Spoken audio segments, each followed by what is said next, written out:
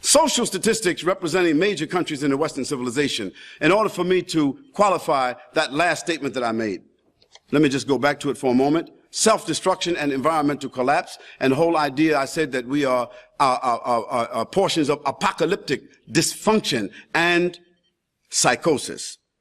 Let's move forward. Social statistics representing major countries in the Western world, Western civilization, because our critics, our self-acclaimed critics, the people who perpetrate this kind of language against us, they are always talking about Western civilization as if it is so glorious, so holier than thou. I mean, everybody should compare themselves. We should assimilate. You know, we should abide by. We should this, we should that. No, as citizens, we should obey the law. As people in the society, we should participate. But we do not have to absorb all of the values of a society just because we are here. That is not true. Because there are some values which are no good, and we want to talk about some of them. There are some parts of this society, Western civilization, that has went haywire. The experiment is going wrong, and somebody has got to put it under control. Someone has got to apply a massive damage control. And this is what we are putting forward the proposition to do. We are saying that as Muslims, not all of us, because all of us Muslims are not functional ourselves, but some of us who are aware, some of us who are sincere, some of us who are resourceful and guided, some of us who are intellectually clear and strong and able to lead and hold responsibility and give the right example, some of us that understand Islam, and some of us that put forward the example and the paradigm of Islam, we can put forward a proposition. And why is there a need for it? Let's look at some of the statistics in the Western civilization. Appalling, disturbing statistics. Now, these statistics are provided for you here. They have been extracted from a multiple source, including the World Health Organization, Amnesty International, the U.S. Federal Bureau of Investigation, the U.K. Home Office, Scotland Yard, the Interpol Agency, the Encyclopedia Britannica, and some other sources. So those of you who would like to say, well, where are you getting all these statistics from? Those are the places you can get it from. And if you send us an email, we'll send you the 40 or 50 different references that we have extracted these from. 1. Now, these are issues that need to be addressed, because if they're not addressed, they are part of our impending doom and the collapse of our civilization.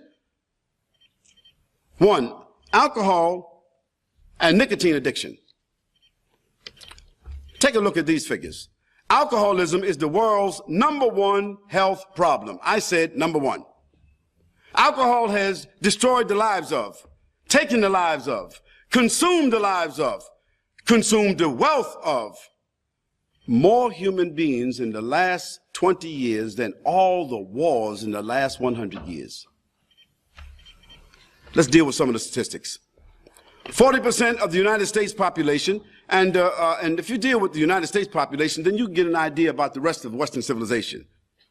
40% of the United States population, that is 280 million people, abuse alcohol on a daily basis.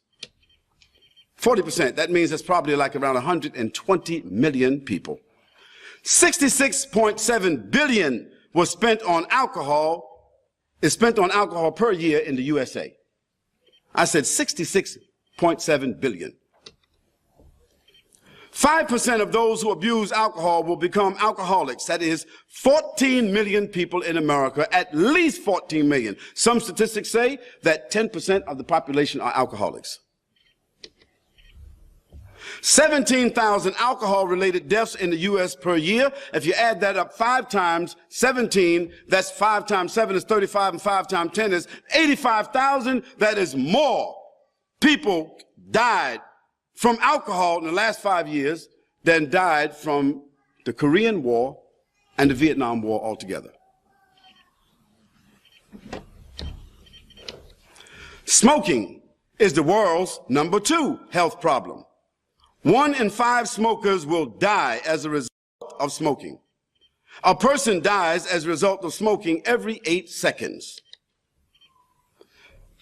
The 3 leading alcohol and cigarette producers in the world are the United States, the United Kingdom, and Japan, the leaders of modern civilization. Let's deal with narcotics. Now, you might get a little bit bent out of shape before we finish all of this, but I think that I got to build my case. If you are the jury, you got to give me a chance to build my case, because I don't have a radio station. I don't have a television station. I don't have a newspaper. And tomorrow, and the rest of the time, the other people, the opponents, the perpetrators, those who are going to be saying what they're saying, they got plenty of time. I don't have much time, so I'm asking you to bear with me tonight because I give you my case. Narcotics addiction. Each year in the United States of America, $78 billion is spent on narcotics. So now you add that with the 66 billion. Those of you who are in economics, you add these figures up for me and tell me, you know, what kind of economy we got and why we pay so many taxes. But what I understand that most of us here in the UK and America, we spend 30% of our money on what? Taxes, isn't it? Well, I would wonder if we was to curb narcotics use, if we was to curb nicotine and alcohol use, that's 150 or 60 billion. That's enough to support 18 countries of the world. So let's keep moving. 78 billion spent on illegal drugs. There are 6.2 million drug-related deaths in the United States each year. I said 6.2 million deaths in the United States. So what about the rest of Europe?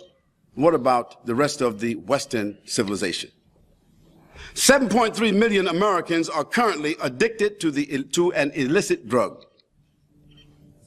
Let's talk about murder. Now this is Western civilization we're talking about now. We're not talking about the third world, because some of our people that hurl these hostilities at us, those that accuse us, they would want to say that we are terrorists. You know, Muslims are fanatics. Muslims are extremists. Muslims are blowing up people, hijacking planes. We are war people. We are war mongrels. And, you know, if you go to those countries there, you don't know what's going to happen to you. They might just snatch you and kill you or whatever. Well, let's look at the statistics of murder in Western civilization. 34,000 people are murdered each year in the USA and Canada. 34,000. I'm sorry, USA, Canada, UK, EU, Australia, and Japan. That makes it a little bit better. Let's look at the figures of rape. A rape occurs every 2 minutes. So if we are here for an hour and a half, that means during that period of time, 45 women have been raped. We're talking about where? Not in Bangkok, not in Thailand, not in Saudi Arabia, not in Egypt, not in Afghanistan, not in Palestine. We're talking about in the Western world. 354,670 rapes occur each year in the Western world. Now you add that up, that says that 1,000 take place almost every single day. Isn't that correct? 72 out of every 100,000 women in the Western world will be raped. Suicide and euthanasia. 1 death every 40 seconds in the Western world as a result of suicide or assisted suicide. Let's go back to that. 1.5 million people each year die as a result of suicide or assisted suicide. That's 1.5 million people who are living in the Western world that has all the trappings of success and modernity and technology and science. And why would people, I mean, they've got everything they need. I mean, we got microwaves, we got telephone, we got televisions, you know, we pay more for our cats and dogs than we do human beings. Why would people commit suicide at a faster rate in this type of civilization than they would in Ethiopia, than they would in Darfur, than they would in some other places where they are deprived? Robbery. There are 413,402 robberies in the Western world each year, globally. That's about 1,200 every single day. Let's talk about pedophilia. It's not really a new crime, but it has become a smooth crime. 29% of sexual assault victims were assaulted by a family member. 72% of sexual assault victims in the Western world are under 25 years of age. Of all the males in Australia, the ones more likely to be sexually assaulted were boys under 14 years of age. No other group of people in the Western world is more likely to be assaulted or become a victim of sexual assault than girls aged 10 to 19 years of age. Look at this statistic. Let's talk about this for a moment. We won't get into the details because we don't want to create any more embarrassment than there has already been. But let me just give you one outstanding statistic. From 1995 until the year 2005, 4,783 priests have been indicted for pedophilia. Of those amount that's been indicted, only 1,300 and some odd have been actually convicted. Of those that were convicted, only 93 were moved out of the Catholic Church or disbarred. They were allowed to move to another parish and continue, you understand me, planting their garden.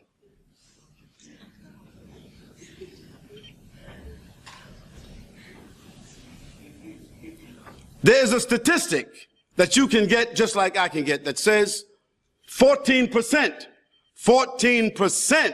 of the 50,000 priests in the world admit to being homosexuals and themselves have had at least one incident of pedophilia. Now, I don't say that Muslims don't do the same thing. I don't say that some imams in different places don't do the same thing. But the statistics do not say that. There is no blatant evidence to say that. I say that this is the established Catholic Church in the modern civilization today. So I want fairness, that when people start talking about terrorism, and I'll agree that some of the people that seem to be on some of those planes blowing themselves up, they seem to be kind of like, I don't know, Middle Eastern, African, exotic, something, I'll agree.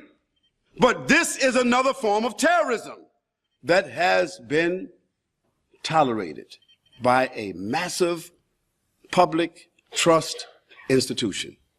And I say that's a problem. The other thing is that we want to say about this is that there are two things that psychologists say are linked to this kind of crime. Do you know what they say it is? Two issues. One, it is homosexuality, and the second one is celibacy. Celibacy and homosexuality has contributed towards this pedophilia. So I think that the Quran has a position to say to the church that we can pray together and we can talk together and we can come to grips together. But we would like to say that if you would stop, if you would allow your priests to get married, and if you would allow them, and if you would not tolerate homosexuality, probably you would eliminate to a great degree this issue, this horrific and unspeakable act of pedophilia within the confines of the Catholic Church. Domestic violence. Domestic violence accounts for nearly a quarter of all recorded violent crimes in England and Wales. The Russian government estimates another, a giant of a civilization that has somewhat acquiesced and stepped back for a while. The Russian government estimate that 14,000 women were killed by their partners or relatives in 1999 alone. Yet the country still has no law specifically addressing domestic violence. I would think that the UN would have stepped in and did something about that. They did not.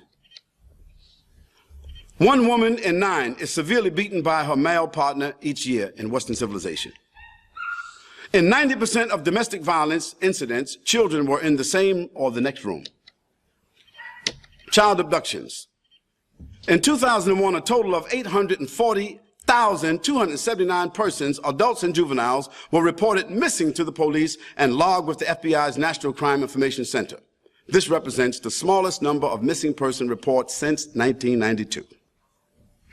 The FBI estimates that 85 to 90% of missing persons are juveniles. Thus, in approximately 725,000 cases, or 2,000 per day, the disappearance of a child was serious enough that a parent called the police and police made a report and entered it into the NCIC's database. It should be noted, however, that the vast majority of these cases are resolved within hours.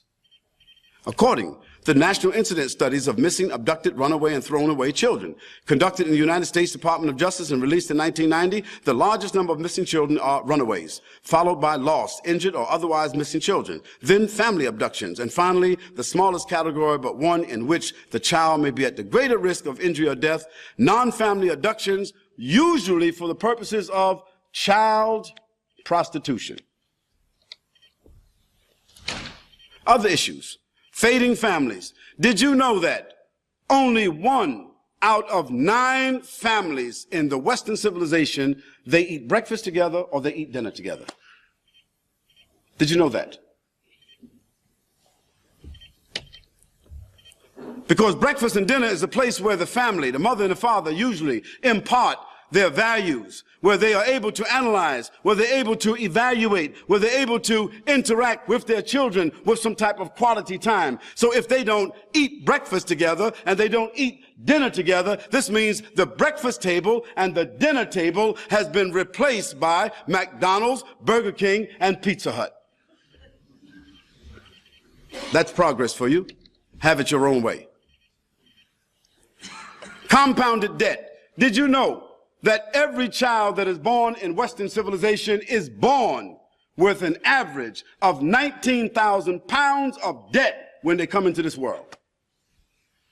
19,000 pounds, so that's, how much is that, 57,000 Australian dollars?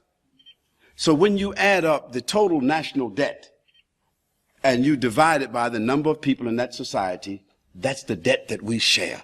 Can you imagine that? That's why your taxes are what it is, because we're paying off the national debt.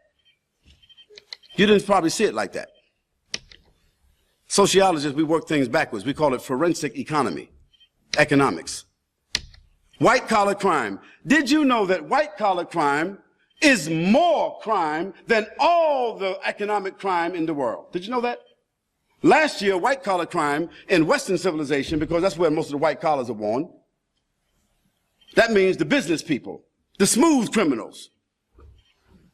Did you know that they were responsible for pilfering, that is stealing, $136 billion last year?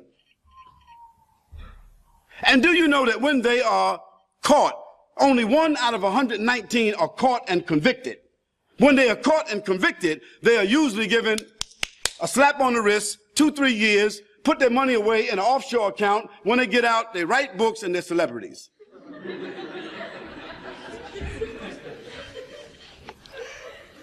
What about pornography? No, you like that image. Did you know that pornography is a more tremendous revenue than baseball, football, movies? What's the other big sport? Basketball. Did you know that soccer, tennis, if you put all the major sports together and all the revenue that comes from it, did you know that pornography is a greater revenue source than all of those together? That's Western civilization. Now that's business for you. That's why when we cut on our computers, our search engines and the people who control or whatever it is tell us that, them pop-up blockers, you got to buy 4 or 5 of them. For some reason, they just don't work because the people who control the pornography, they got the keys to break the pop-up blockers. And they penetrate your home with that filth, in spite of the fact that you have built all kind of firewalls and things to keep it out. You can't keep it out because they got more money than you and I. Collaboration and coordinated efforts of the USA, the UN, and its Western allies have contributed in the last, since 1945 to now. How many years is that? How many years is that? 60 years. So in the last 60 years, if dropping bombs on citizens, civilians, taking their lives, destroying collateral damage, taking their lives and destroying the civilization of people and destabilizing them, if that itself is a part of what the definition of terrorism is and has been, then let's look at this statistic here. This is just one statistic. The number of civilians killed in conflict since 1945, the total number is 2,700, I guess that should be 20. I'm sorry, 2,700,200. 2,700,200. Now, those are just figures, but you need to see them as faces. Children, women, old people, families, you need to see them as real people. Then you will understand the impact in 60 years of 2 million, close to 3 million people whose lives were taken, and we're talking about civilians now. We're not talking about combatants. Now you can get these statistics right off of the internet. Also, 15 million related injuries in the same conflicts. Now, who were the people that perpetrated these conflicts, who dropped the bombs, who invaded those countries? This was not Afghanistan. This was not Saddam. This was not the Palestinians. This is not Saudi Arabia. This wasn't Sudan. This wasn't Libya. Now, I know some of these people are a bit aggressive, but they were not the ones. This was the USA, the UN forces, and its Western allies. They collaborated on this. This blood is on their hands. Let's talk about environmental pollution. Probably the greatest danger that we human beings are in today is as a result of industrial pollutants that has contributed towards global warming. The whole thing of the elimination of the rainforest and pollution of the water systems and what do they call that? The black hole, or what do they call that? Ozone, penetration of the ozone layer. All this is real. Destabilizing our entire planet and putting the danger of the human beings at risk, at our future. The last ice age was the result of a temperature rise of only 9 degrees Celsius.